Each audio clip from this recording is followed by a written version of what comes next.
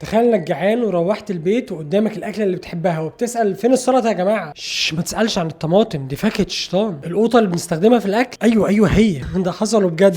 كان زمان الاوروبيين بيخافوا يقربوا من الطماطم او يستخدموها، يعني ما طلعش العالم زمان من غير الوان وابيض واسود، طلع من غير صلصه. في القرن ال16 الاسبان كانوا بيكتشفوا العالم، ومن ضمن الحاجات اللي جابوها من الامريكتين معاهم كانت الطماطم. المكسيكيين كانوا بيزرعوها عادي وكانوا بيستخدموها في اكلهم، وكانوا بيسموها توميتول، ويمكن من هنا جت التسميه. تبدا المشكله لما الطماطم بتخش اوروبا. طبعا اول ناس استخدموها كانوا النبلاء والاغنياء، بس كان في حاجه غريبه، كان كل ما حد ياكل منها كان بيموت بعد فتره قصيره، فتطلع اشاعه ان الطماطم ثمره ملعونه ومصدرها الشيطان نفسه. طب يا جماعه مش ممكن يكون في سبب علمي؟ بقول لك انا شايف الشيطان وهو بيزرعها بنفسه، عارف، شالتني بقوتها الخارقه ورمتني زي العروسه. لكن الحقيقه ان كان في سبب علمي وابسط من كده بكتير. النبلاء والاغنياء كان اكلهم بيتحط في اطباق مصنوعه من الرصاص. وده علاقته ايه بالثمره الشريره؟ والطماطم بطبيعتها حمضيه وحمضيتها عاليه، ولما كانت بتتحط في اطباق مصنوعه من الرصاص كانت بتدوب الرصاص في الاكل، والتفاعل ده كان بيموت النبلاء من التسمم اللي بيحصل في الرصاص، مش بسبب الطماطم نفسها. غير كده كان في سبب علمي تاني يخلي الاوروبيين يخافوا من الطماطم، لان هي كانت من نفس عيله ثمره اسمها البلادونه السامه، وبلادونه نبات سام جدا كانوا بيستخدموه في صنع السموم زمان. فالاوروبيين شافوا ان الطماطم